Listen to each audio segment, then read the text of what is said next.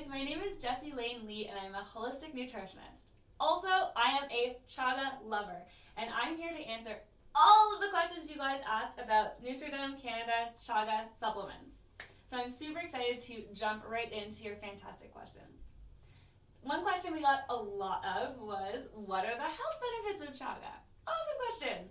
There was a bit of misconception there though, because people were wondering if chaga was a good sleep aid or very soothing. In fact, it's not. It's very different from other herbal teas. So it's not going to help put you to sleep, but it has so many other health benefits. The biggest benefit is it helps modulate your immune system. This one is so important. When our immune system is working well, everything's fine and we don't get sick, and it's great. But sometimes our immune system overreacts. It gets a little dramatic. And when this happens, we see things like inflammatory diseases and allergies. So chaga is such a great thing to take if that's you and you want to modulate your immune system so you don't get those overreactions. We also had a lot of really good questions about the side effects of chaga and how it interacts with different medication.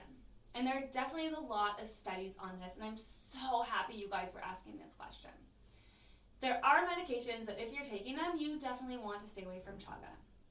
The biggest one is if you're taking immunosuppressing medication. So any medication that suppresses your immune system. People who have autoimmune diseases are commonly on this type of medication.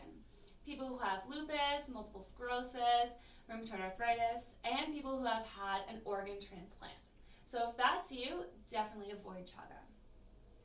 Chaga can also have a blood thinning effect. So if you are on blood thinners or have a bleeding disorder, want to avoid chaga, for sure. Chaga can also lower blood sugar levels. So for some of us, this is great news, but for those who are on diabetes medication, it is not a good idea to put the two together. So if you're on diabetes medication, chaga is something that's best avoided. And unfortunately, there isn't enough research and information out there to know whether chaga is safe for those who are pregnant and lactating.